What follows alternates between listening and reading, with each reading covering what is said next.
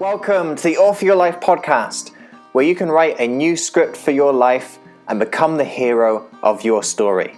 I'm your host, David McRae. You are the author of your life. Let's get started. All you have to decide is what to do with the time that is given to you. In my experience, there's no such thing as luck. It is not our abilities that show what we truly are. It is our choices.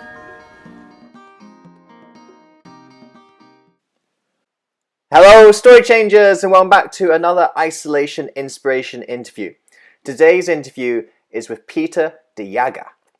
Peter is a keynote speaker, writer, and consultant on the issues relating to managing change of all shapes and sizes in all types of organizations. He has published hundreds of articles internationally on topics ranging from problem solving, creativity, and change to the impact of technology on areas such as privacy, security, and business. His articles have appeared in the Washington Post, the Wall Street Journal, the Futurist and Scientific American.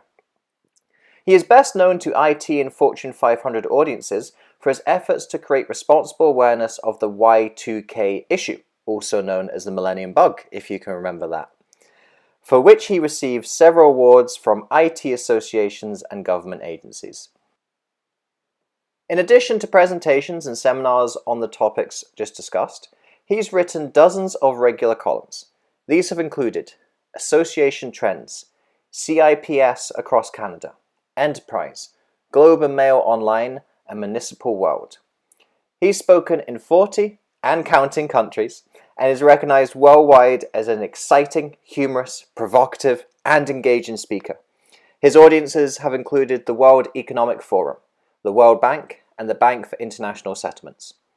His presentations and workshops are highly interactive, fun, irreverent to mistaken ideas, and most distinctly, provocative.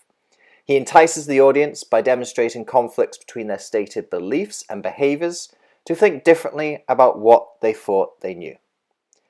In this interview, you will learn 7 questions to ask before making a change.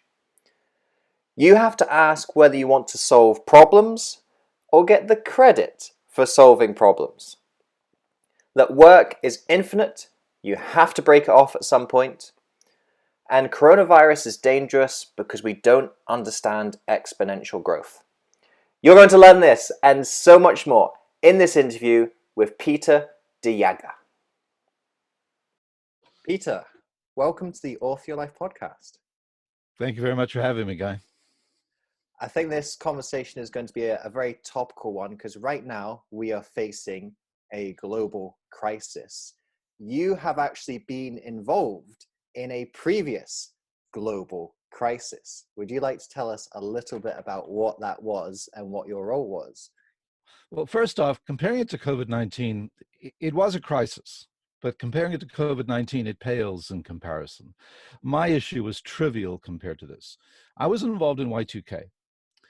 In 1979, I had just come out of university working for IBM, and I'm a computer operator.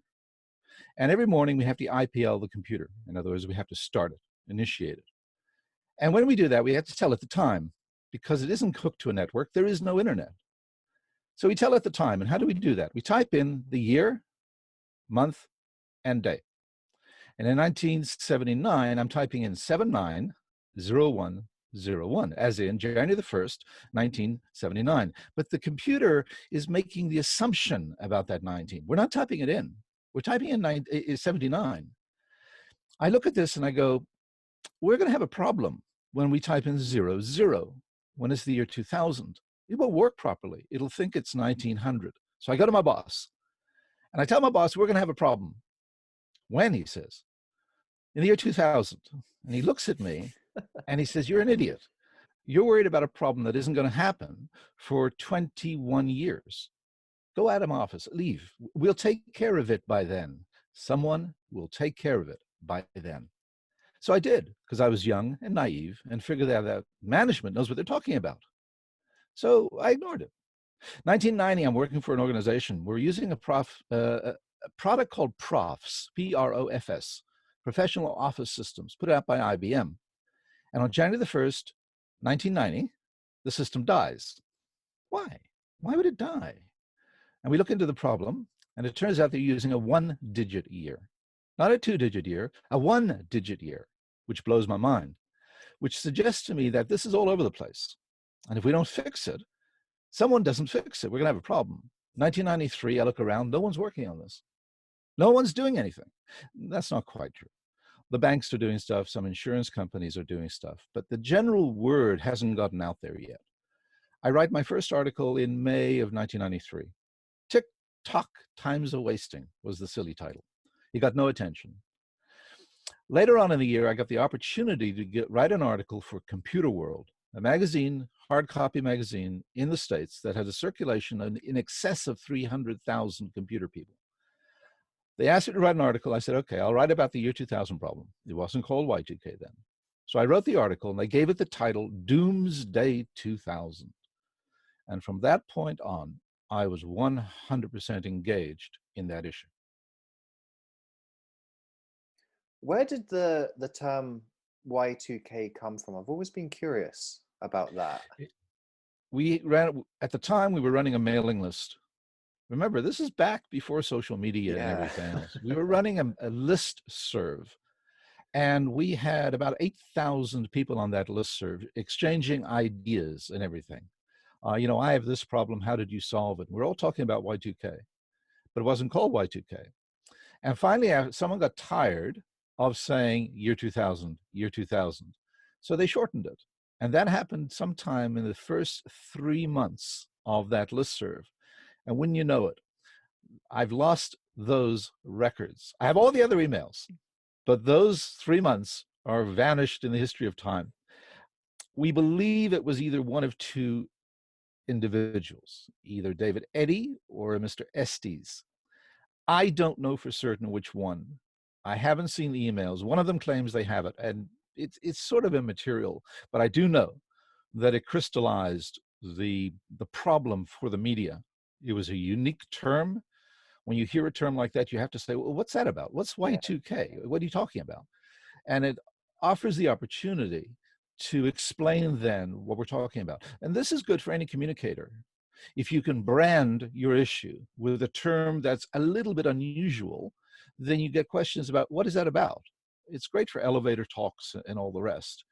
And it's a powerful communications tool because it prompts the question.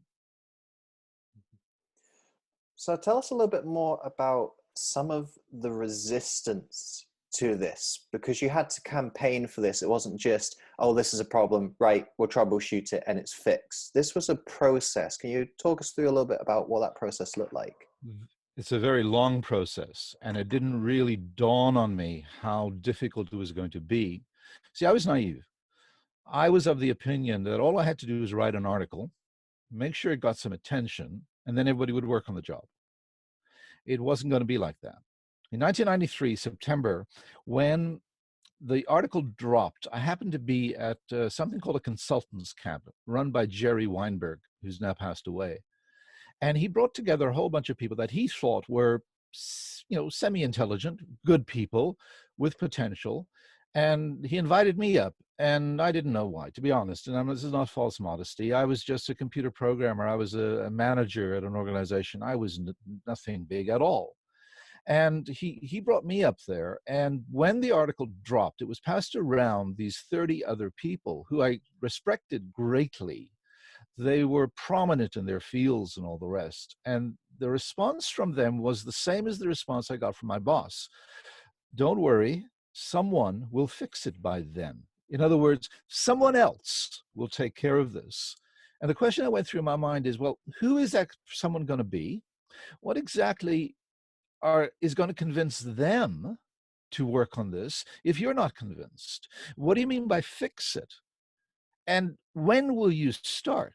See, I'm a computer person, and I know a lot about computers. And I don't mean the computer on your desk. I mean large systems.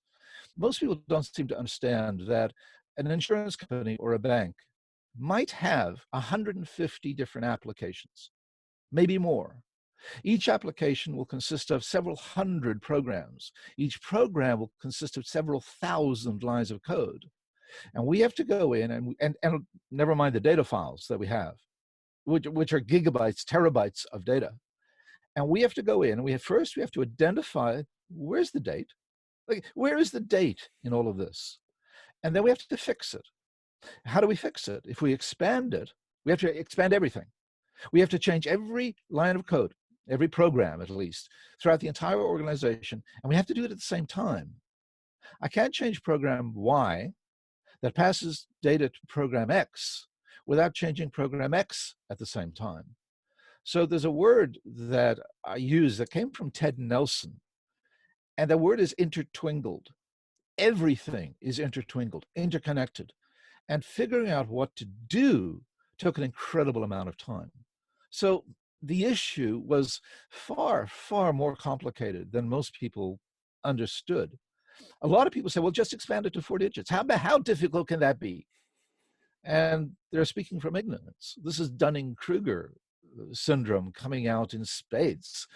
You simply can't just go in and fix it. It's not an overnight job. And here's the danger. If you had asked me, Peter, well, what would happen if we don't do anything? The honest answer is, I have no idea. I have absolutely no clue. I know that the program won't work, but how it fails is a mystery to me. And we see this all the time. Boeing has a problem, right? With their MAX aircraft. It's a computer problem. It killed people. Could anybody have predicted that? Not unless you knew the innards of that computer program and how people interact with the computer program. It killed people. We have computer problems killing people all the time. Therac 25, look it up. A radiation device had a programming problem. It gives you radiation treatment for cancer. The programming problem gave you several hundred times more radiation than you required. It zapped you and killed you. So when you ask what could have happened, the honest answer is, I have no idea. Therefore, we need to fix it. Well, what if I'm fixing something that doesn't need fixing? I've had car insurance all my life. Never had an accident. Yeah. Okay, it's cost me tens of thousands of dollars. Do I begrudge it at all? Nope, because I'm doing proper risk management. There were lots of people who said that this was nonsense. And the strange thing is, unlike climate change or anything else, practically any of the future problems that we deal with, Y2K was different. All I had to do was go to your computer, fire up your application, fast forward the dates to 0001, and lo and behold, your system stops working, or it stops working correctly. So the notion that this was all about nothing is ludicrous. I think there's some analogies that could be pulled out here, and actually you just gave an example of one with climate change. Why do you think there's these situations where someone highlights a problem, and this can be in a variety of industries, a variety of contexts, and people just don't do anything? And what can we do in those situations to get some action and get some movement? There's two questions there. The first question is, why do we do that? And the answer is simply that we don't understand the future. We don't think out forward. We simply don't know how to do that for the most part. Exponential curves are a good example. You know, you have people on the internet right now saying, well, you know, only 1,000 people have died. This is not even like the flu. This is less than the flu. And what they're ignoring is that upward curve, that if you go anywhere on the internet right now and type in COVID-19 contagion dashboard or something like that, you will see those curves. We don't know how to deal with that. We simply don't know how to deal with the future. And there are lots of examples. There's ways to demonstrate it. I can make you an offer. I'll give you $10 today, or I'll give you $100 in the future. Which would you like? I'm really bad at these because I always pick the future one, even though I know most people pick the present one. Most people will pick the $10. Now, there's several reasons for that. One is it's a future event. We're not good at delayed gratification. We want it immediate. And we don't trust you that you're going to give it to us in the future. You could be lying. So there is that component. But the other part of it is that we simply don't get it. If I interviewed for you for a job and I said, here's the salary you're going to get, On the first day, you're going to get a penny. On the next day, you're going to get 2 pennies. And the next day, you're going to get 4 pennies. Would you take and you'll do that for the next 100 days. No, never mind. The next 2 months. Most people say, get out of here. That's stupid. I'm not going to work for less than you. But if you actually do the math, you don't have to do the math. Just get a chessboard and put a penny on the first square, 2 pennies on the next, 4 on the next. Try it with your kids. There aren't enough pennies in the entire history of the world to get to 64. There's not enough money in the world. People don't get that. They simply do not know how to grasp that. When you see anything that doubles every 2 or 3 days, you have a problem. And you know you have a problem if you know anything about math, if you know anything about numbers. You know you have a problem the moment someone tells you that scenario. And we're seeing that scenario play out for the last 3 months, and people are still walking around, la, la, la, la, la, la, everything's fine. It's like the guy who jumps off a very, very tall building, and he falls, and he falls, and he falls, and he's going past the 3rd floor finally, and he says, this isn't as bad as I expected. Not realizing that a split second from that statement, he's splattered over 20 square feet. So what ultimately was the solution? How did you finally get to fixing the problem and making the whole thing go away, essentially? We fixed it by doing a number of different things. One of the things that's relevant to today is that we performed something called systemic triage. And we did that with computer programs. And the way we did it was simply identify the systems that you absolutely cannot live without. Those are the ones you're going to work on. What about that other program I have? Forget about it.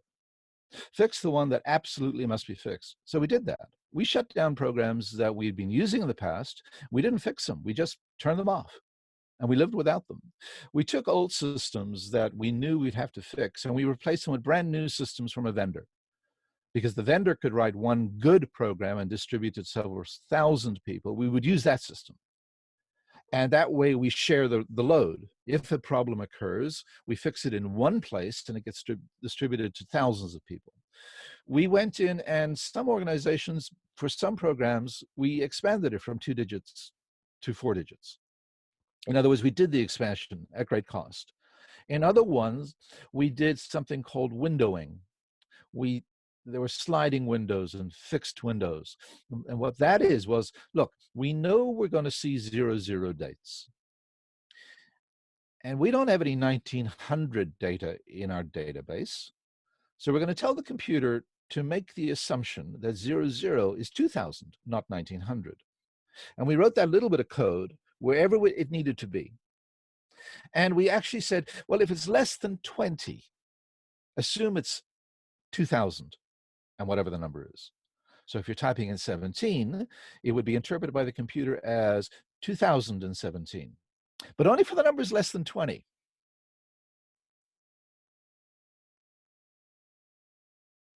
In 2020, we have a bit of a problem. So we need to make sure that we go back and fix it. Except several organizations didn't go back and fix it in time. And in 2020, this year, January, we had more Y2K problems than we had in the year 2000. Oh, no. in New York City, we had 14,000 parking meters that no longer accepted credit cards because it's figured out the credit card had expired. In Poland, we had cash registers, thousands upon cash registers, government mandated devices to avoid, to stop a little bit of the corruption that was going on, the non-reporting of sales and all the rest. They have to use these cash registers. On 2020, they stopped working. They all had to be sent back to the shop to have a physical change made and then sent back to the retailer. In Belgium, we had 95 trains that stopped working. Oh, they wouldn't move. So when people tell me that there was no Y2K problems, that it was a hoax, that nothing happened, I just roll my eyes at them. I facepalm, because it's stupid. All you have to do is read the news reports. We had Y2K problems, and we're not very good at this. We tend to take the path of least resistance when fixing a problem, and we push it down the can because someone will fix it by then. You hear me repeating that a lot Yeah. because it's a human characteristic, and I'm guilty of it. In 1979, when my boss said someone will fix it by then, that's what I believed. And I went away and I said, well, someone will fix it by then. And then I did the same thing in 1990. Someone will fix it by then.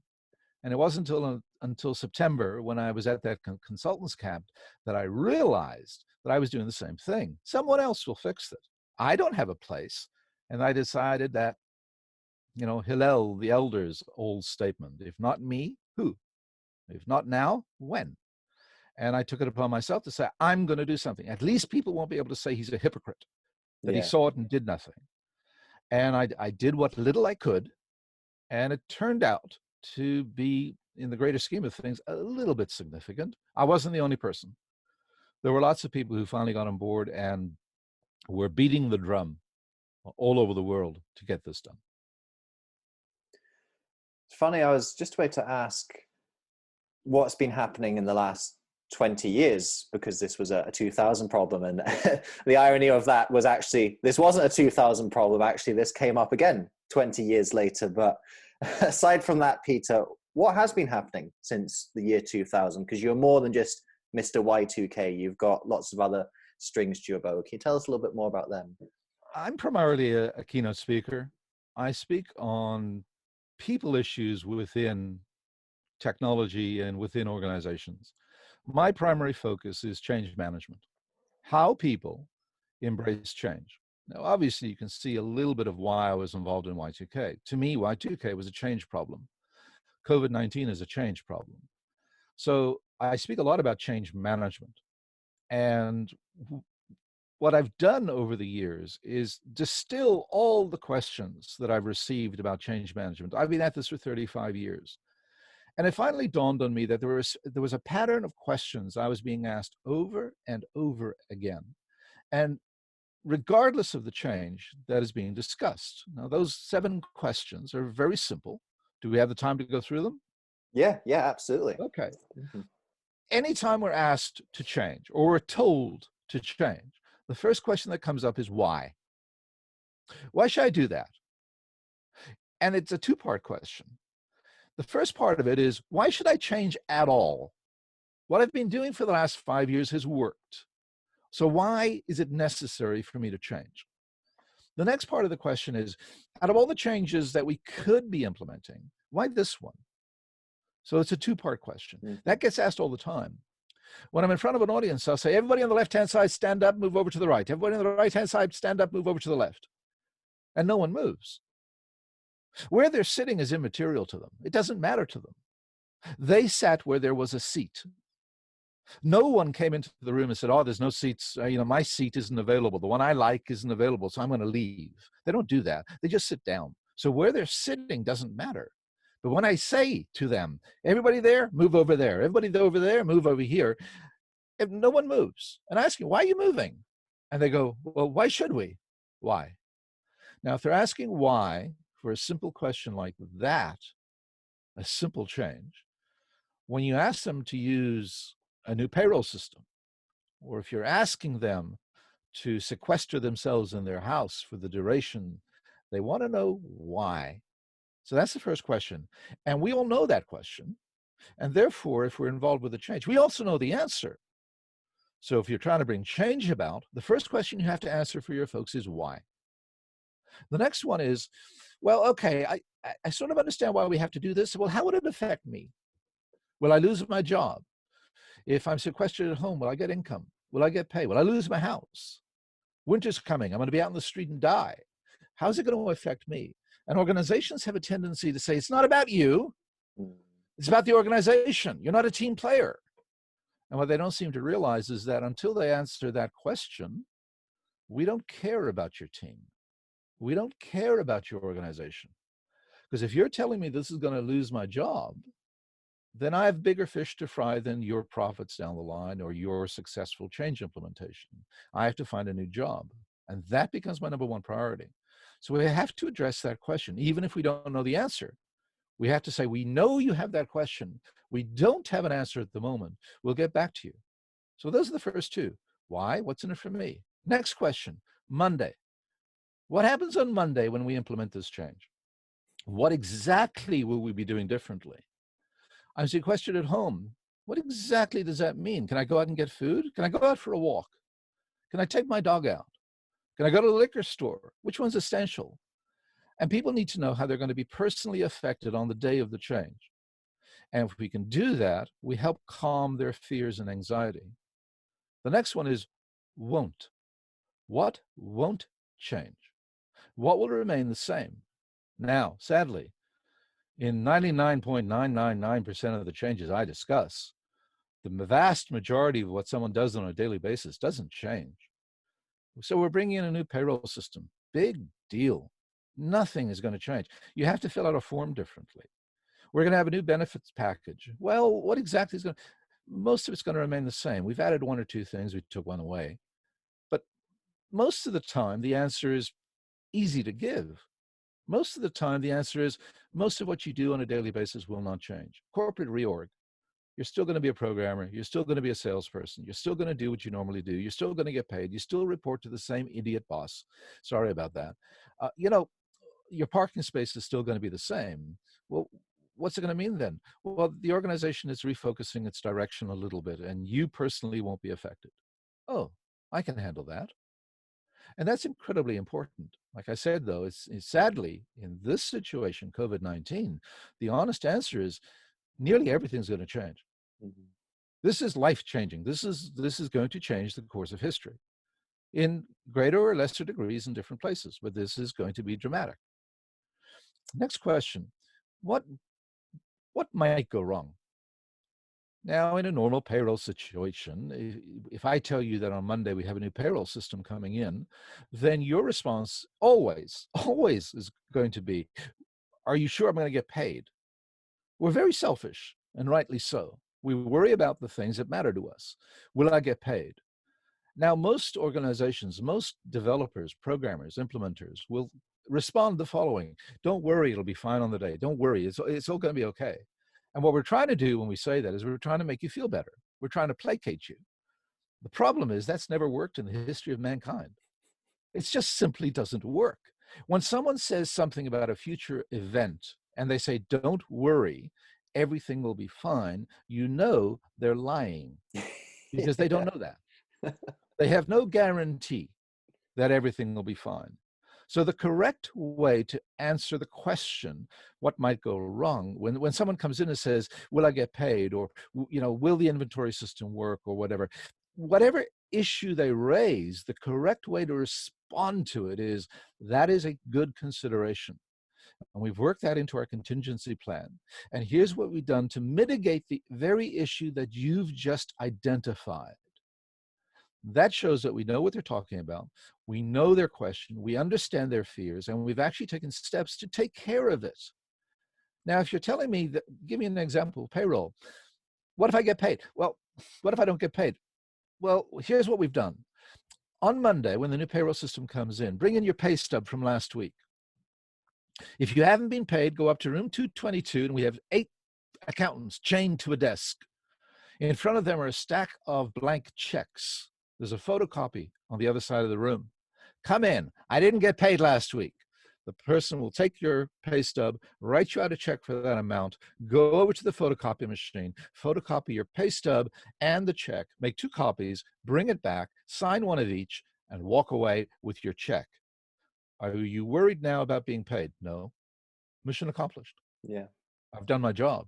And then some people will say, well, we can't do that. We're not set up to do that.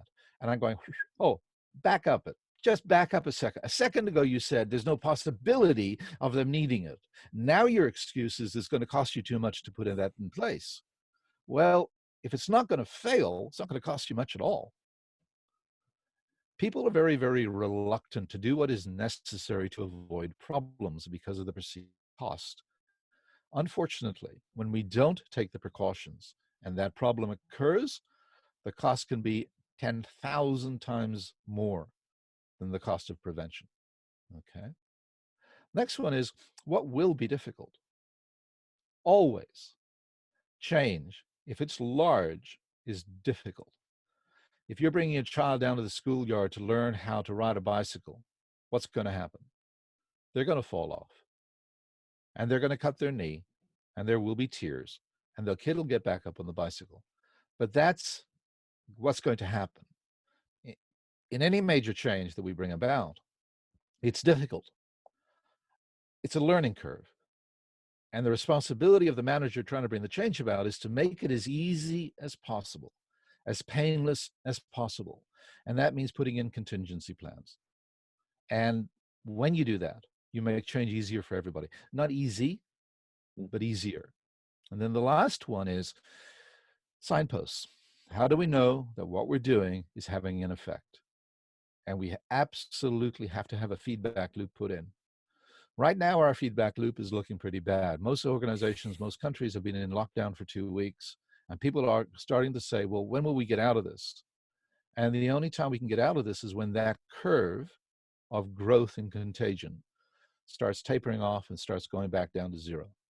As long as it's on that upward trajectory that looks like a Saturn rocket taking off, we cannot, absolutely cannot go back to business because the contagion is still spreading. So the feedback loop in any change initiative has to be there. And we have to know how to read that feedback loop. We have to know what the signs are that what we're doing is having a positive effect. Now, those 7 questions, I've given them a name. They're the Pareto spanning set of questions.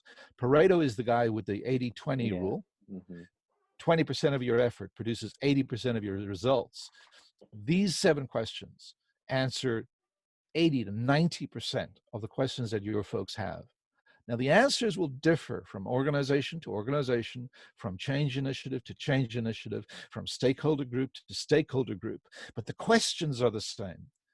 I consider questions as a speaker, as a communicator, I consider questions to be a hole in someone's head. And my job as a communicator is to fill that hole with the answers. And as long as you know what the questions are in your audience, then you can communicate with that audience. And even if you have to create the questions. One last thing, I'll give you back the floor. I'm known as a provocative speaker because the way I work is using a Socratic method. When I'm in front of an audience, my goal is to get them to think about things and then show them through their own actions, their own beliefs, that there's a conflict between what they said and what they do. I'll be in front of an audience and I'll say, okay, I'm going to make a statement about change management. And all I want you to do is raise your hand if you believe this is a true statement. They all nod their heads. Here's the statement. People resist change. And all the hands go up every single time. And they don't just go, yeah, they throw their hands up in the air because of course people resist change. I said, okay, I won't contradict you. That's your belief system. There's no point in contradicting you. But I am going to ask you a series of other questions. Keep track of your answers. How many of you are married by choice? How many of you had kids, moved jobs, moved cities, learned how to drive a car, went to university, learned a second language, learned how to play a musical instrument? Pick up a book that you've never read before because you want to. And all the hands keep going up. They're all nodding their heads. I said, okay, now the changes I just mentioned, especially getting married, moving jobs, moving cities, those are huge change. You embrace them. But a second ago, you said people resist change. Look around the room. Everybody who answered more than 6 times in the affirmative, raise your hand. Everybody puts up their hands. I said, okay, now there's a conflict between your statement, people resist change, and the reality. We don't resist change. What we resist is change that we don't understand. What we resist is change that we have questions about. What we resist is change that is not properly communicated. What we resist is being told what to do because I said so. That's what we resist. And if we can instead get people to understand that there's a problem, then we can ask them a question. If you believe that this is a problem, what do you think we should do? And when you start change that way, then people go back, well, we could do this. And when they say we could do this, what they're saying is we could change. The notion that people resist change is bogus. We don't. We resist being told what to do. We don't resist being asked what to do. Mhm. As I was listening to those questions, I was thinking, how can you, with awareness of those questions, help yourself during your own personal changes? So you actually gave some examples there. I want to change my job, I want to move to a new place, but there's maybe some elements of that change which are making you nervous, or there's some uncertainty. Is there a way to kind of sort of hack the process for yourself and work out where's the bit where this change doesn't make sense to me, or this change is creating fear for me? After a talk, I will quite often, someone will come up to me and they'll sort of whisper in my ear. They say, Peter, are you aware I could use this in my personal life too? And the answer is, of course, yes. Change is change is change. The 7 questions are not only the questions that they have, but they're the questions that you have. So when you're about to embark on a huge change, it's a really good idea to get a pen and paper, write down the 7 questions and say, why am I doing this? Why am I doing it now? What won't change? What skills do I have that will not change? We have one skill that never changes, our ability, unless we have a stroke, and I'm not being cute, but we have a skill that never, ever changes, our ability to learn new things. And it's our most powerful ability. We can learn to do anything. I can't speak a word, well, I can speak a few words of Russian, but if you dropped me in Russia with no English speakers around, I would eventually, I'm a slow learner, but I would eventually learn how to speak Russian. I have no desire to speak it, but I could learn it if I had to. And we can learn practically anything.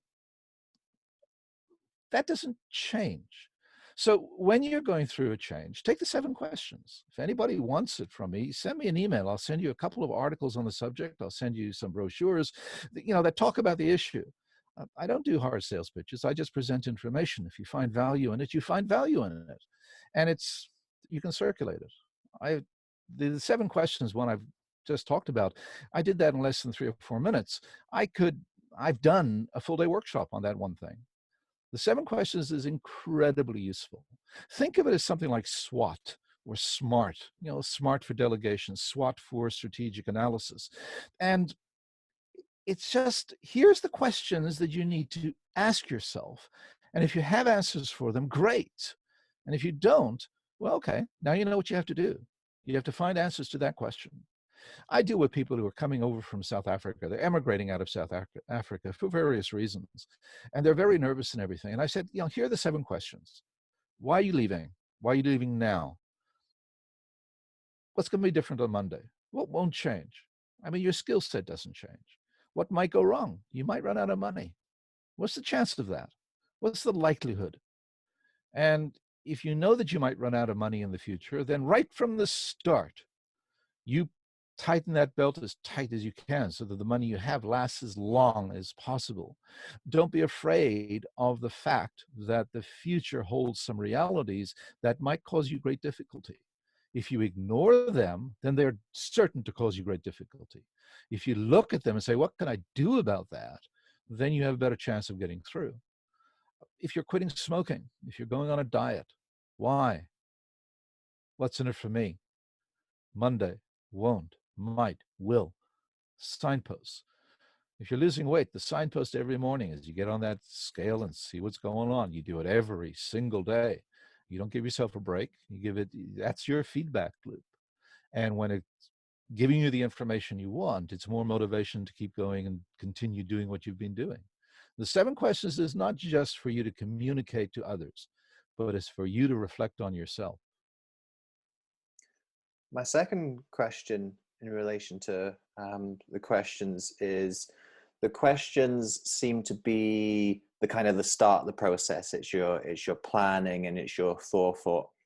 When you're in the process of change, what are some of the steps or the practices or the processes that keep you motivated and keep you committed throughout that change? Do you have any insight on that? Well, the biggest one is the signposts, the feedback loops. I mean, there's really no magic to this. There's no silver bullet either. Every single change is going to be different from each other. It's going to be different just because the change itself is different. And even if you're all doing exactly the same thing, everybody's going to be installing the new version of Windows when it comes out. For example, exactly the same thing being rolled out everywhere. It's going to be different experience for you because of how you use the computer, what your computer setup is going to be. There are some things that are really, really crucial. If you want to become a master at change, there's a whole body of work that you can tap into. One of the best books on change management, and it's not even presented that way, is The Diffusion of Innovations by Everett Rogers. That's a tome. If you know the terms early adopter, innovator, early majority, late, that comes from that book. Okay. And for the most part, those terms are misunderstood in society. We see innovator, we think that there's an individual who's open to all change. That's not what innovator means. Throughout the 1970s, 1980s, up until mid-1990s, I did not own a cell phone. Now that is extraordinarily behind the times. I'm a laggard. Why? I don't like phones. If I'm by myself, I'm thinking and I don't want to be interrupted. If I'm with you and the phone rings, I'm not going to answer that phone. So only 3 people have my phone number, my wife, my 2 boys. They never phone me because I never answer, which is good. I have it for text purposes now and just staying in touch when I absolutely have to. But for the most part, I never had a phone. So by that account, I'm a laggard. I had my first computer in 1979. I spent $30,000 on my first computer in total, with all the peripherals that I had and everything. It was a North Star Horizon Z80A computer chip, a blinding speed of 4.77 kilohertz, 64 megabytes of memory. I have photos. I have photos that wouldn't fit on the entire computer. So in that respect, I'm an innovator, an early adopter of technology. So the question to people who think they understand what the terms mean is, how could I possibly be both? Well, I can be both, because I was a laggard with respect to one technology, one particular type of change, and an innovator with respect to another type of change. There's no such thing as one person who embraces every single change. I don't know too many people who have the latest farm tractor in their backyard. Okay, they must be all laggards. But I know a lot of people who go out and buy the latest iPhone and stand in line for this thing every time it comes out. Those ones are innovators, but they don't have tractors. Yeah. Yeah, that's a very good distinction. I was wondering if we could transition what we've been talking about so far with previous situations of change into our current situation of change and the big C words, which we have alluded to a couple times. First of all, how is the current situation affecting you? What has changed for you? To give you a quick rundown, I'm unemployed as a speaker. I will be doing no stand-up presentations for the next year. Yeah. I mean, I don't see it happening for the next year. And anybody who says different just doesn't understand what's going on. Going to a conference is going to be the least of people's concerns. Even if we can go, we're not going to be going. So I'm unemployed, which is okay. I mean, look at me. I'm 65. I wasn't going to be doing much anyway, so it's okay. My 2 boys are unemployed. My one son is a bartender, and the restaurant chain that he was bartending at is all shut down. That'll be shut down for the foreseeable future. So he's at home. His wife is at home. She was working another job. They've shut down. My other son is a teacher. There's no teaching going on in Canada, and not for the foreseeable future. So that's tens of thousands of teachers are out of work. We're coming into the summer months. We're not going to open up before summer. So the very earliest that he would go back would be September. We have a relative who had a restaurant, and they shut down one day before it became mandatory in Canada. That's 55 people who are out of work, plus themselves. I have a relative who's just come through leukemia, and he had a stem cell transplant. And he had made it through the 100 days, the first cycle of assimilation of this thing. He made it through that fine. He's got no immune system, or didn't. He's recovering now. And then along comes COVID-19, and now he's back in hard quarantine again for another 3 months, at least. So he's been basically inside his home for the last 4 or 5 months, with another 3 months to go. He's been reading a lot of books. Yeah. We God. have We've got another individual in our family who just had a heart transplant. She's not going to be seeing anybody. We had a family member, a friend of a family member, who just passed away. We won't be going to their funeral. Yeah, We it's can't even horrible. go and console them. Yeah. So we had another young cousin who was over here working in Canada. He had accepted a job in the States. And last week, they decided, nope, quit your job in Canada. You're not going to go to the States. And met him off at the airport as he flew home back to Ireland, where he's now in 14-day quarantine. Yeah. Now, none of these stories are unique. Every single person on this planet has similar, if not worse, stories. There's an entire generation of students now that are going to lose their graduation at all levels of education. So the reality is that, everybody's finally got the message. We're hunkering down. The US started out very, very slowly, and now they have more infected people than anyone else in the world. That is in less than 4 weeks. This is what an exponential curve can do. What's it going to do? I have no idea. I don't know where we're going. I know that the economy it's on its knees until we get through this. And people who are saying that, we're going to be going back to work shortly by Easter, I'm sorry, it's simply not going to happen. You can do whatever you want. You can say whatever you want, but we're not going back to work. Even if you opened up the doors, we're not going back to work. Yeah. Mm-hmm. I will not go back because I have these people in my family who, if I go out and get infected with this thing, I could pass it on to them. I'm over 65. My wife is going to be 65 in January. We're all in the danger zone. My uncles are in their late 80s, 90s. I'm not going to be seeing them. Digital media is going to blossom. There's no doubt about that. FaceTime is the number one hobby of America, people all over the world right now. Off the cuff, that's what we're doing. We're getting together like we are right now. Yeah. We're doing it for social activities and just meeting family and giving what solace we can by having a conversation and seeing the other person. So it's pretty tough. Now, I'm sort of set up digitally. In the last recession, for 10 years ago, whatever it was, my God, 1993 or whatever, 1990, whatever, we started a webinar series. I've been doing a webinar series, one webinar every month for the last decade.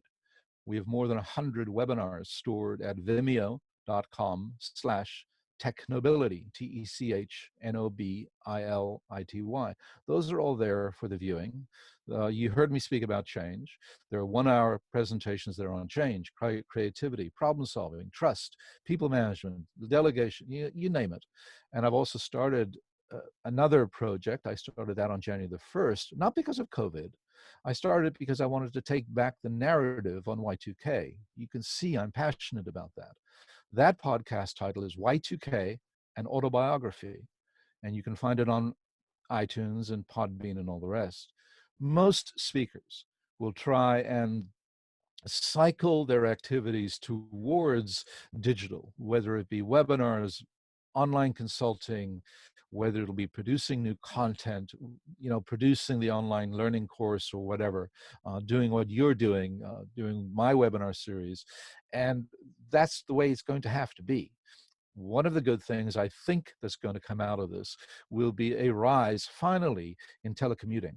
Not everybody has to work in an office. You don't have to drive 30 miles to sit in an office and then drive 30 miles back. Gasoline in Canada is down to 70 cents a liter. Wow. No, we haven't seen that. It's been as high as 160. It's down to 70 cents a liter. And the response is they can't give it away because we're not driving anymore. Yeah. We don't need it. A tank of gas will last us in this situation, rough guess, 3 to 6 months. I don't need to buy gas in the foreseeable future. Pollution is down. Telecommuting has huge benefits. I did an analysis once, and I told my boss I would take a 10% pay cut to be able to work at home 4 days a week. And he says, "You're crazy. Why would you give up that amount of money?" I said, "Because I'll still have more money at the end of the year, because Yeah. I'll save money on gas and insurance and wear and tear on the car. I'll only need one car. I don't need two cars." So telecommuting will be on the rise, because once we've demonstrated, and we're demonstrating it now by necessity. Why must we do this? Why Hmm. must we change? Here's the reason Yeah. why. It's all connected. Once we've proven that telecommuting works, we're going to see the advantages of it. And the advantage isn't only in travel and congestion on the road. For the first time in 20 years, there are no traffic jams in Toronto. Yeah. There are no traffic jams in Toronto. There's more than enough space. If you need to get to the other side of the city, you can do it the way you used to do it 20 years ago, half an hour trip. Today, well, rather a short while ago, a trip from one side of the city to the other was an hour and a half. It's back down to 30 minutes. So there are benefits. Not that I'm trying to say that this is It's good for good. us. Yeah. Yeah. But there are some collateral benefits, unintended benefits. And one of them is the rise of telecommuting. Hmm. Do you have any insights or thoughts as to how people can get through this current situation? They can stay healthy, they can stay sane, they can stay productive. Any ideas on what people can do to kind of get through the situation? Don't panic. Look, panic never helps. I know it's stressful, people having anxiety attacks and all the rest. We have the technology to reach out. You have the entire world's library at your fingertips. There is more than enough to binge watch if that's what you do. You can exercise in your home. If you've got a set of stairs in your home, even if it's only 12 stairs, you can go up and down those stairs every hour, do 20, 30, 40, 50, whatever. You can get your exercise that way. If you have any type of weights at home, if you don't have weights, take a plastic bottle, fill it up with water. That's a good bit of weight. Use 2 of those. Do your pulls and everything else, your lifts, and you can do all of that. Uh, One of the recommendations is you get into a routine. Keep yourself busy. You shouldn't be sitting in front of the TV all day. Get out for a walk if you can, and if you're allowed to in your particular area. In some areas, the lockdowns are such that you cannot even go outside. I get that. In our area, we're not there yet. We are still allowed to take our dog out for a walk. The weather is getting better, finally, for us anyway. Soon we'll have spring-like days and we'll be able to go out. I hope it's very soon, because yesterday we had snow. Still having snow. It'll get better soon. Socialize. If you're not a computer person, I understand it can be very daunting to start using things like Zoom and everything for family meetings. We had a family gathering. My wife is Italian, and every 3 or 4 months we get together as a family, and we just rent a room, and we bring in the usual food and everything else, and we have a grand old time. This last weekend we had one scheduled. Now usually we'll have 16 to 20 families show up, small Italian gathering. And we canceled. We canceled because we have those individuals in our circle of friends and relatives that can't afford to be infected. And having a gathering of Italians without hugging and kissing, well, that's just, Yeah. you can't do that. They can't contain themselves. I've been married to my wife 40 plus years, so I'm allowed to say that. So we had this Zoom meeting, and if you had the right size screen, and we did, you can have all 16 cameras up. And it was just like a typical Italian meeting. Get together. Everybody spoke. No one listened. Everybody was shouting, and it was great fun. It was great fun. I'm off in the corner doing what I'm usually doing, sipping a scotch and minding my own business, but listening to the family. I love my family. I just don't get involved in the shouting and stuff. So socialize. I've contacted uncles that I don't usually contact every month, and I've started to phone them now, every week or so, to say, how are you doing? And they're incredibly appreciative of that. If you know other people, maybe not relatives, just friends who are elderly and the rest, like me, give them a call. You could do crazy things. I mean, if you're on Facebook and you need some company, get on Facebook and say, okay, here's my Zoom that I'm setting up in an hour. I'm going to be there all day. Anybody who wants to pop in and say hello to me, do that. And my guess is that you'll have people popping in from your timeline all day. So you don't have to be lonely. There are people saying, well, you should use this time to get some real work done. My response to that is, maybe not.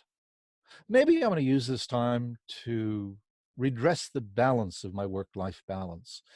I've got a to-be-read file that is 100 books at least. Maybe I'm going to go do that. Maybe I will binge watch a movie or rewatch Game of Thrones. You're allowed to do that. No one compels you to do anything you don't want to do. Do what makes you feel good. If you have guilty pleasures, fine, indulge in them. Don't do too much drinking, especially if you're by yourself. That's not the way to go. My key idea would be socialize. Get on Facebook. I'm setting up a Zoom party. Come in whenever you want. Here's the information. And if you get a troll coming in to give you a hard time, just delete them. Just get them out. Don't put up with their nonsense. If you're getting too much anxiety, get off social media. I mean, if what you're hearing is making you too anxious, then get off. You don't have to watch it, because watching it isn't going to change anything. I watch it because for me, it's a case study in change and how we are responding to it. Mm-hmm. This is fascinating to me. I've gone to one particular forum, I won't mention them, and about 6 weeks ago, they're saying, oh, it's okay, you can still go to meetings and everything else. It was a speakers type group. Everything's fine, you can still travel, you can still get on a plane. And I'm going, sorry guys, you're just wrong. You're just fundamentally wrong. That's not what we should be doing right now. And watching the timeline of how the posts have changed over the last 6 weeks is fascinating. It is truly a study in human psychology. There are lots of opportunities. There's lots of things to do from home. We have the internet. Everything's in front of us. Anything you want to learn, you can learn if you want to learn it. Anything you want to watch is there to watch if you want to watch it. Anything you want to read is a keystroke away. If you want, yeah, sure, get an online course. And if you don't, play with the dog. Mm-hmm. So you've mentioned already some, shall we call them silver linings rather than good things of the situation. I think that's a fair description. You've mentioned some already. Are there any other opportunities from this situation that you think we can make the most of that you haven't mentioned already? We may get a better understanding that science is actually a valid thing. We might get an understanding that mathematics is something we should be aware of, at least as to what an exponential curve means. Mm-hmm. There will be industries that become innovative and figure out different ways to supplement their income. I mean, restaurants can always do takeout. Some high-end restaurants don't. But this is an opportunity to say, what if we did that? What if we offered a service? We'll come in and drop off a 6-course meal to a family of 8 who are sequestered. Can we make money on that? Well, certainly there's going to be a need for stuff like that. Most of the news is bad. There's no doubt about that. There are some silver linings. Telecommuting, I think, is one of the biggest ones.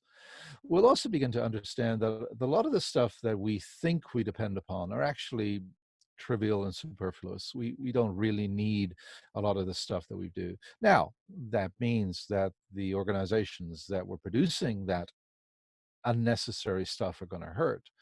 But I think we can be very resilient. So far, we're not approaching anything like a world war. My generation, your generation, we've lived a life of ease. We really have. There has been no wars. We haven't had an epidemic like this before. Last big one was 1918. Yes, we had SARS and swine flu, but they don't compare. Our parents, our grandparents lived through the Depression, and they were resilient. They made it through on nothing. Now, unfortunately, we are so far removed from the earth and growing our own stuff. I mean, there are some people in New York City, for example, that have never cooked a meal. They go out and eat every night. Well, they're not doing that anymore. And now they have to learn how to cook. Boiled eggs are the norm, We can learn to be a little bit more resilient. We can learn that we really are a community. There's a hotel in Ireland, and I really got it for future conversations. Remember the name, I think it is the Doolin Hotel, who sent out a note a couple of weeks ago that says, if you know anyone who's elderly and can't get out, get us their information. We will contact them, let them know when they want to eat. We will send out a meal to them. We will deliver it, and there will be no charge. It's the no charge part that is astounding. Now, they believe that they can afford to do that. Great. We can all afford to do something. I think the number one thing is building community again. The musicians all over the world, their business is dead. They can't have live performances. And with digital music and everything taking the bulk of their profits, the bulk of their income, they relied on live performances. What they're beginning to do, and there's a number on the internet right now where you have digital Kayleys, digital festivals, and you can log in at any time. And if you do that, throw a dollar or something their way, because they need it. They're not going to have income because they don't work for someone. There's going to be no real opportunity to get paid. In some countries, that if you're self-employed, you don't qualify for unemployment insurance. So these people are on their own. Now, we love their music. When you logged in this morning, I had to turn off my music because it was on in the background. We all love our music. And the people who make that music had better be around when we get through this, because there will be tales to tell and songs to sing at the end of this. And we need to make sure that they're still around to be able to tell those tales. There will be a new folk music coming out. There has to be, because this is affecting every single one of us. Yeah, I hadn't thought about that before. I have been thinking about what things are going to change, and I have thought a lot about jobs and business and some of the things we've been talking about. But yeah, some of the creative stuff is really going to change as well. And even like new genres of music, like the 1920s was the jazz age. The 2020s will be the whatever comes out of all this. There's been a few songs already. Most of them are political satire songs, obviously, for all the obvious reason. We never tire of poking fun at our politicians with good reason. But hopefully there'll be some other songs too. There'll be some sad ones. There's no doubt about that. I mean, like I said, we lost someone to this already. Yeah. And we will lose more. We will lose more. I mean, I'm 65. Am I in good health? Yeah. Am I athletic, Olympian style health? No.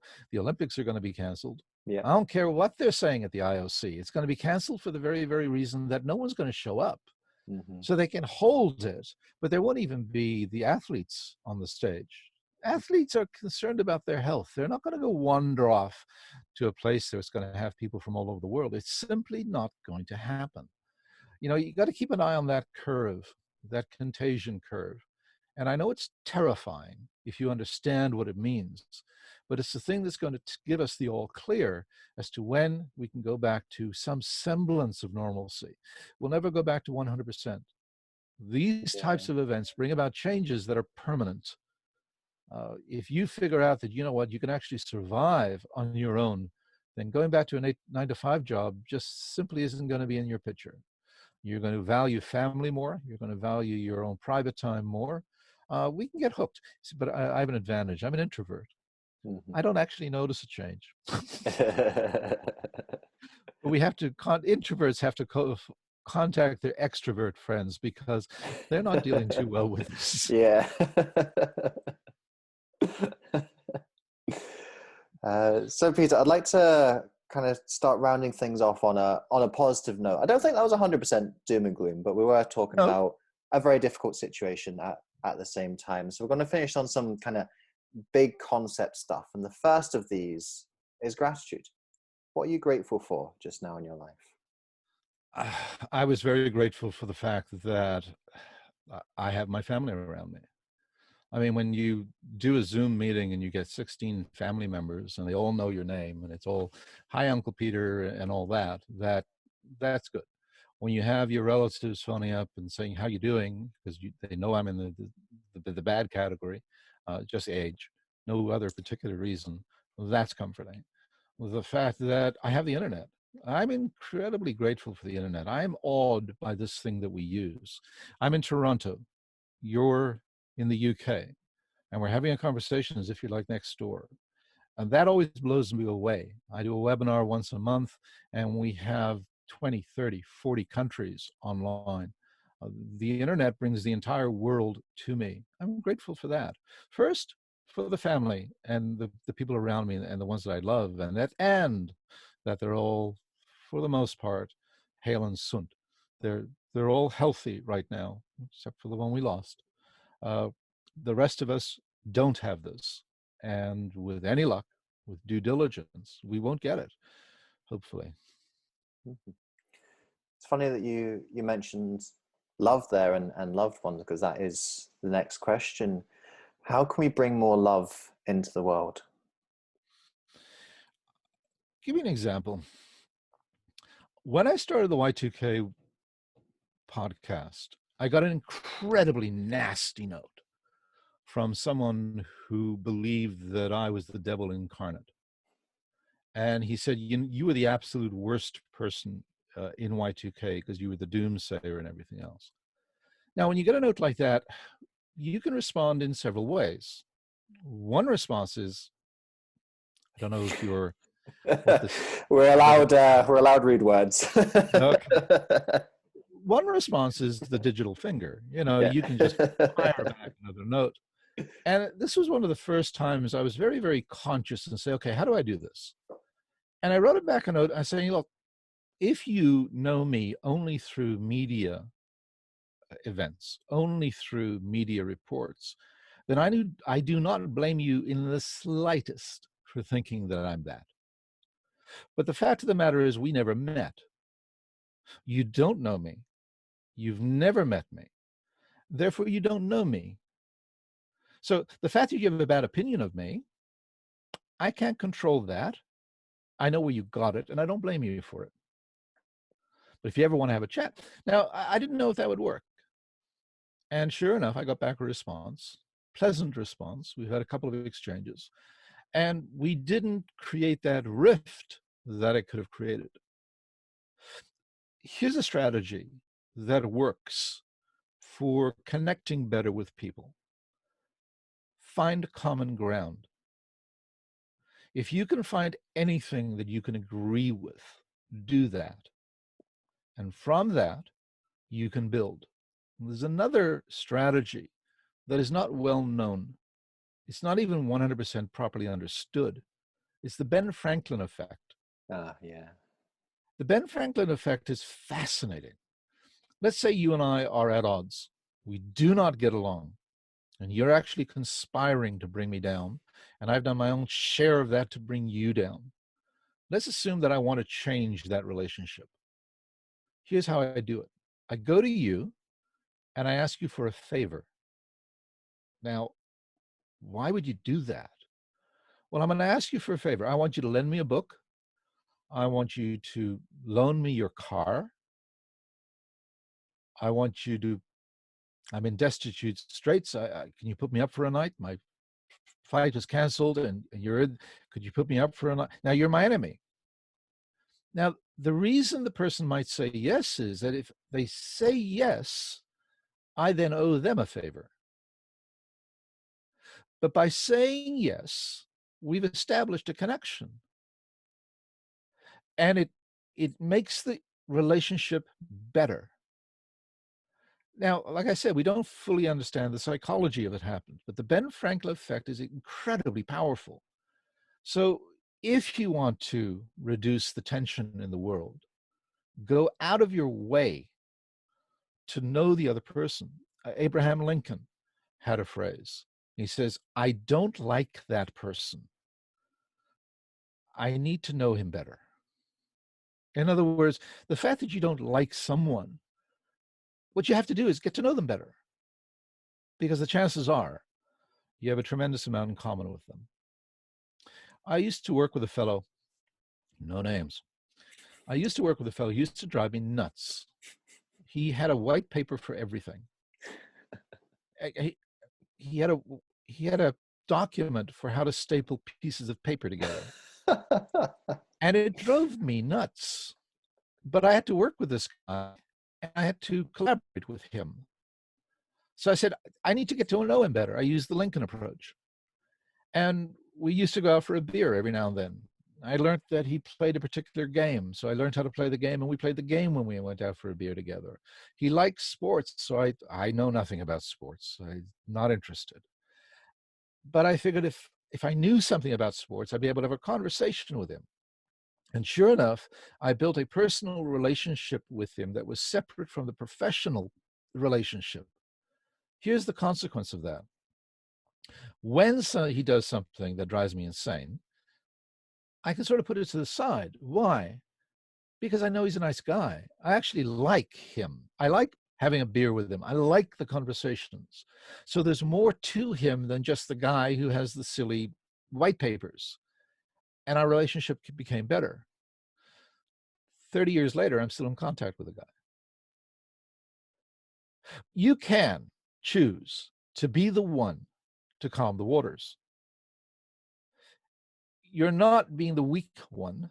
You're actually showing tremendous strength by making it your decision to make things better. Now, using the techniques, the Ben Franklin effect, the Lincoln question, I need to know him better, and just trying to create a personal relationship in addition to the professional one makes things better. Finding common ground is the key. If you can agree with someone, even if it's only to the extent, I can understand why you think that way. I understand why you have that perception. Then you're one step closer to the possibility. There are no silver bullets. I don't believe in rose-colored glasses. I'm not a Pollyanna. I don't believe in platitudes. I honestly don't. I am not a motivational speaker. I do not do that for a living. I don't know how, and I have a problem with it. But boy, it's so simple to actually make things better just by taking the leading role. I need to know you better, and that works. Mm-hmm. Earlier in the discussion, you were talking about the next 12 months. Funny, you were just talking about speaking there and how you anticipate you are unemployed for the next 12 months, which I'm sure a couple months ago you did not see and you did not envision at all. And I remember for myself at the start of the year doing my 12-month plan, and my word for 2020, of course, was vision. 2020 vision. Who thought of that one? And ironically, none of us could have seen any of this happening. So 75% of my 2020 vision is just poof, gone. And I'm now having to change and adjust to the new circumstances. For you, Peter, for the next 9 months that we have left of the year, what's your plan? What are you going to be working on and trying to do? I'm in the middle of writing a book with a guy in India. I have the Y2K and autobiography podcast. All the interviews associated with that, I interviewed people like John Koskinen on their perception of Y2K. He was heavily involved. I have another podcast starting up that's just getting started called Truth Picks. I do a monthly column for a magazine. There's a lot of books on my shelf I haven't read. There's a little bit of programming I want to get back into. There is just ongoing discussions like this. I have no trouble keeping busy. In terms of work, that's not high on my priority list. I do not do marketing. I've never done a sales call in my life. I do not do outgoing sales calls. My marketing is in the form of articles and things like webinars and just getting my name out there and the thought that I have out there. I do a fair bit of writing. I've been writing for 35 years. I have thousands of articles. I do a lot of media interviews. We have a CNN piece coming up in June. The recording has already been taken place, and that'll be about Y2K. I'm in a situation where I'm well known enough that when the phone rings, it's usually work. Now the phone has stopped ringing because of the state we're in. It doesn't bother me too much though, because we've always prepared for the lean times. We're not a prepper. I don't have a warehouse full of food or anything like that. We don't do that. I live in Canada. We have a full cupboard. because we have ice storms. We could get locked in the house for 3 weeks at any time of the year. Well, not any time of the year, but you get the idea. That's always there. So we've done nothing extra in terms of that. I have more than enough to keep me busy. I have a room full of books. I have 6,000 books in my library. So I have more than enough. Putting a webinar on, a 1-hour webinar, we do one every month. A 1-hour webinar is 40 hours work. Yeah. It's 40 hours worth of research and putting the PowerPoint together and everything else. My PowerPoints are different than most. They are very interactive. They're not bullet points. If anybody wants to see those again, vimeo.com/technobility, TECHNOBILITY. And you'll see the type of stuff that we do. I'm of service to other people. I volunteer my time a fair bit with respect to change management. If you have an issue, you contact me. I'll do my best to help you. No charging happens until you actually say, okay, here's a stick of work that we need you to do or give feedback on. But simple questions I can answer easily. And I can answer them easily by either pointing you to a 1-hour answer that I've already got canned, or sending you half a dozen articles that I already have ready. I have 3 books up on Kindle on Amazon.ca. Just search for my name, Peter D. Jager. That's DE space JAGER. And you'll see them. One is called Truth Picks. One is called A Pocket Full of Change. And the other one is So You're a Manager. Now what? I've been writing all my life. I have a large inventory of resources. They're available to whoever wants them. So again, no shortage of work. And being stuck with my wife in the house is not a hardship. It's a joy. Yeah. I don't have that problem. So being stuck in the house together, I miss my kids. I miss my grandkids. One right now, too much information, Peter. He's going through potty training. So by the time we see her again, it'll all be done. The other one will be walking by the time we see him. Ronan, he's just cut like 6 teeth. And he's crawling and he's standing. And by the time we see him again, unfortunately, he'll be walking. So, yeah, it's tough. That's another sort of unanticipated aspect, isn't it? There's going to be these whole stages that you miss in people's lives in general, but particular for young children because they grow at such a rapid rate. A lot of those journeys will just be missed. Yeah. Yeah, we were seeing them every week. You know, every single week we'd see the grandkids, and that was a joy in our life. You know, we're at that stage. It's a different phase of our lives. Grandkids are totally different than your own kids. And you can hand them back. But we're going to miss that. But, you know, like I said before, we're not really missing them. We're FaceTiming with them, you know, every single day. And we get to see them. So we get to see them growing up. We're just not there to hug them. And yeah, that hurts. That hurts. It's funny that we just mentioned kids there, because that formulates the next question. And we've talked a couple of times during this about how the changes that happen as a result of this situation, they're going to be permanent. It's going to be fundamental changes to the way that we do things. And the children right now are going to inherit these changes. They're going to inherit the changes of the 2020s and the 21st century in general. Peter, if you have a child in front of you, very young, no more than 5 years old, and you're going to say something to them that's going to help them to prepare for the life that they're about to live and to make the most of their life, what would you be saying to that child? It's a good question. It can be answered, you know, several different ways. If I was talking about their career, I'm really strong now on the trades. I mean, if you know how to build something, you'll never go hungry. Becoming a maker of some type is incredibly important. Whether you consider it to be art or not is irrelevant. As long as you can make something, then you have a real future. A lot of us, we go off to university and we learn a skill, but there's no real market for that skill. We talk about, you know, do what you love and everything else will happen. Well, I don't know if that's entirely true. There's a lot of stuff that I do that I really don't like doing.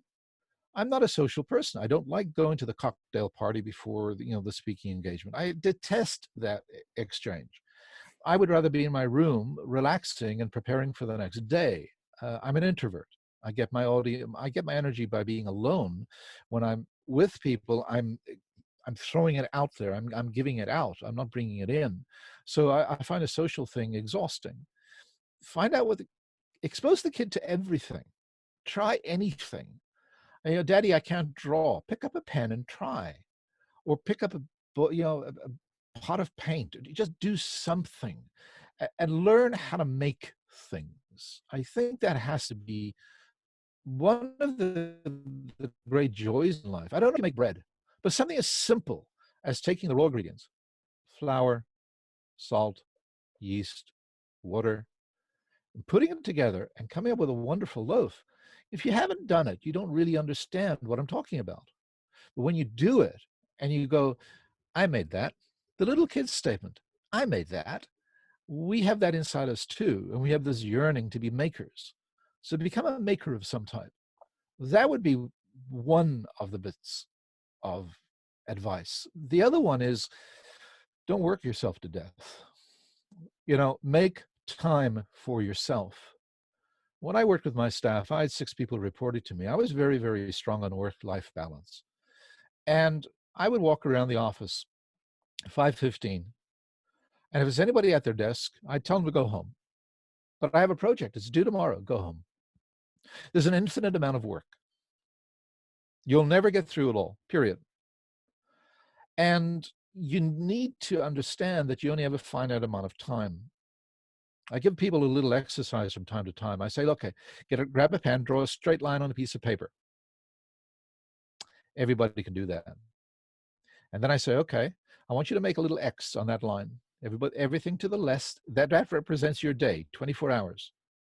Now make a little X on that line. Everything to the left of it is your work. Everything to the right of it is your life. Draw the X. Some people are incapable of doing it. They're incapable of making the X and living to it. I used to tell my people, go home at 5 o'clock. Now, in a crisis, I want you to work around the clock, if that's what we have to do to fix the crisis. But my definition of a crisis is something that happens less than 3 or 4 times a year. You don't have a crisis every week. If you have a crisis every week, you're an incompetent manager. You don't know how to manage. You shouldn't be in that role. So you should be managing your people's time to the point where they work a solid 8 hours a day. And I want a solid 8 hours. I want you to be giving me 8 hours of work, good work. By the same token, though, sometimes, if you put in a brilliant 3 or 4 hours, take the rest of the day off. I work at home. One of my tasks, I mentioned this earlier, is writing articles. Now, for some people, writing an article will take them 2 or 3 days. There are times I can put a 1,000-word article to bed in half an hour. And when I do that, the rest of the day is mine. Yeah. There's that game I've been meaning to play on the computer. I'm going to go play the game. There's a book I've been meaning to read. I'm going to play the book, read the book. There's a dog I need to be walking. I'm going to walk the dog. I've put in a good, solid day. Peter, you only worked for half an hour. Yep. Best damn half hour you've ever seen. I have an article that's going to knock their socks off. And that's it. I'm done. I don't have to do more. Could I do more? Of course I could. We all can. Everybody can work 20 hours a day. Why? The quality just drops off, for one thing. And the other thing is you have a life to live. You have a spouse to be in love with. You have a dog to walk. You have a brain that you need to rest from time to time. When I worked for someone else, I used to take lunch hours. Now, when I say take lunch hours, I mean take lunch hours. I'd leave the building. I'd leave my phone at the desk. Where's Peter? I need him. He's on lunch. Yeah, get him. We have no idea where he is. Where am I? Out in the field, sitting under a tree, in the park, having a sandwich, closing my eyes, meditating for half an hour. Where's Peter? I need him. He's not here. I had a boss once who called me. He actually phoned me at around 10 o'clock at night one night. And you said you're not family. I can say anything I want here. Yeah. Okay. Don't worry. He phoned me at 10 o'clock. I didn't answer the phone. And next day I came in and he berated me. He said, "Why, I needed you on the phone. You didn't answer." And my response to him, "Yeah, I know. I was making love to my wife. Should I not be doing that?" I never, ever got phoned again at 10 o'clock at night. Your time, you have to create your time. And you are in control of your work-life balance. And if you're working in a job that is insisting you work, 20 hours a day, every single day, or whatever the silly number is, you're responsible for that consequence. But Peter, I won't get work. Then you got to make the choice. Of course you can make work. If he thinks you're valuable enough, or she thinks you're valuable enough to put in 20 hours, so will someone else, but you're not going to give them 20 hours, you're going to give them 8. You have to make those choices yourself. But Peter, it's hard, and I need the money, and I got a mortgage to pay, and jobs are tough to get. Yeah, I get it. You also have a life to live, and you got to figure out how to do it. And it's your challenge, your problem, and your answers. But I know what the right approach is. You have to carve it out. And if we don't do that, we have no one to blame but ourselves. There's a doctor's joke, a kid's joke.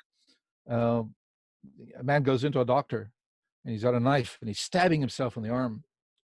And he says to the doctor, doctor, it hurts when I do this. And the doctor's response is, well, don't do that. He said, no, that's not the answer I want. I want you to stop making it hurt. I want to keep doing what I'm doing, but I want the pain to go away. Well, it doesn't work that way. Mm-hmm. If you're doing something that's hurting you, stop doing it. And if your answer is, well, but, okay, then you've decided you don't want to solve it. Moving from the beginning of life with our hypothetical child to the end of life, when you get to the end of your life, Peter, and you look back on the time that you've been given here on Earth, what legacy do you want to have left? Well, before we go to legacy, there's a book that people need to read on this subject. And that book is called Being Mortal by Atul Gawande, A-T-U-L Gawande, G-A-W-A-N-D-E. And it's about the things that we go through to keep people alive at the end of their life and what the benefits and disadvantages of that are. My life, the end of it, which who knows, could be 2 weeks from now with this virus going around, being very stoic about that. No, seriously, it could. Yeah. That's true for anybody, though. Yeah. We don't know if we're going to be here tomorrow. I want to be known as someone who did what they needed to do at the time they needed to do it. The big legacy of my life is, without a doubt, Y2K. It's the biggest project I ever worked on. It'll be the biggest project I ever work on in the future. I will never, ever come close to that again. I get that. I sleep well at night with what we did. I was an honest broker. I was offered $1 million once to sign a single piece of paper, a press release saying that this particular product was the best product to solve Y2K. And I laughed. It never went through my head that I would even say yes to that. Yeah. And I laughed. There's no way I'll do that. Why? Because the moment I do that, I lose trust. I lose credibility. I can't do the thing I want to do. Oh, there's one other point, back to your little kid. There is a dilemma we all face. When we see a problem and we know we can fix it, we have to decide whether we want to fix the problem, and that would be it, or do we fix the problem and we want to get credit for it? Yeah. Fixing the problem by itself is easy. Fixing the problem and getting credit for it is entirely different. I can fix a lot of problems simply by getting the person who has the ability to fix it, the resources to fix it, to work on it. I can't do that myself, and I get no credit for it. But if I want to fix it and get the credit, that becomes a problem. And it took me a long, long time to learn that lesson, because the obvious rebuttal to it is, well, then how will people know that you did it? And my response is, well, did you want to fix the problem or get the credit? They're two separate things. Yeah. And we can do a tremendous amount if we don't care who gets the credit. We can achieve great things. And that is an important lesson. I think anybody who has ideas and who can see issues and see solutions, it's a really important question to get resolved in our own heads. And if you come down on the side, I want to solve it and get the recognition, okay. Just be prepared that you're not going to solve as much as you'd like to solve. Mm-hmm. So Peter, for people who've been listening to you today and they've been interested in your thought, your process, the work that you do, and they'd like to find out a little bit more about who you are, what you do, all the various things that you've been talking about, where would you be directing them to go? Well, there's 2 places. Okay, there's several places. I'm on LinkedIn, obviously, Peter de Jager, one, I think, but you can just search for me and find me. I'm recognizable. The other one is the website, technobility.com. Technobility is a phrase, a word I coined after I overheard a conversation between a couple of techies. They were talking to each other, and the one person said, "My users are a bunch of techno peasants." In other words, they know nothing about technology, and they serve technology too. Techno peasant sort of implies that they're in servitude to technology, that they're submissive to it, they're lesser than it. And the thought that went through my mind was that no, we're not techno peasants. We're the technobility. We control the technology. We understand it, or we should. Ted Nelson was a fellow who wrote a book in 1973 entitled Computer Lib, 1973.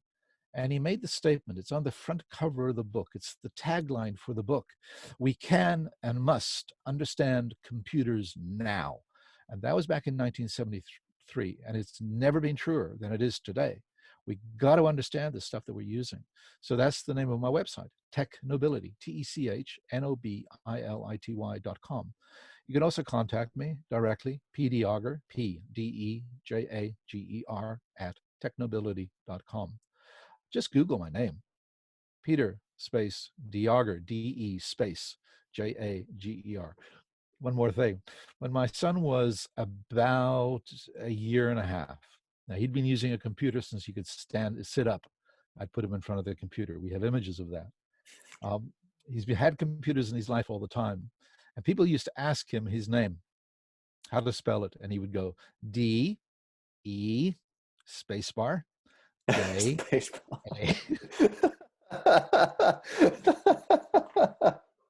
which is a true indication that he's a computer kid. That's brilliant. That's a great little note to wrap up on, actually. Peter, thank you so much for joining me today and sharing your story and your experience. I've particularly loved your thoughtful, systematic approach to everything that we've been speaking about today, and it's been a joy just to kind of sit along and walk through the processes with you. Thank you very much, Dave. It's been a pleasure. Anytime you want me back, just let me know. I'll be happy to be here. To continue to help you through this isolation period, I've decided to open up my Author Your Life Academy for free for the next 3 months. Author Your Life is my online educational community where you can access training sessions, workshops, and question and answers, and connect with other people around the world who are going through this situation and trying to make the best of things. The Academy normally costs $27 a month to subscribe, but for the next 3 months, I'm going to open that up for free. Essentially, you're getting a 3-month free trial of the platform. To access the Author Your Life Academy, go to authoryourlife.org/academy, and when prompted, enter the code CORONA in block capitals. Yes, what else would the code be? CORONA in block capitals, and that will take your $27 subscription down to $0 for the next 3 months. The Academy is where I'm going to be focusing a lot of my content during this difficult time. It's where I'm trying to bring people together to help and support each other as we go through this period of isolation, of fear, of uncertainty. I hope the Academy is something that will be able to help you too during this situation. So if you want to come in and join us, as I said, go to authoryourlife.org/academy, and when you sign up, enter the code CORONA, and that will give you 3 months for free. It's my gift to you to try and help and support during this time as best I can. Thank you so much for listening to this episode. If you enjoyed this episode, I'd appreciate it hugely if you could head over to iTunes and leave a rating and review for the podcast. With your review, please be as honest and detailed as you can be, because with honest and detailed feedback, that helps me to adapt and grow this podcast to most serve you, the listener. Also, if you enjoyed this episode, then make sure you subscribe to the podcast. That way you aren't going to miss any of the future episodes that we've got lined up for you. Until next time, remember that you are the author of your life. You hold the pen, and you can write whatever script you want for yourself. So go out today and write yourself a beautiful story.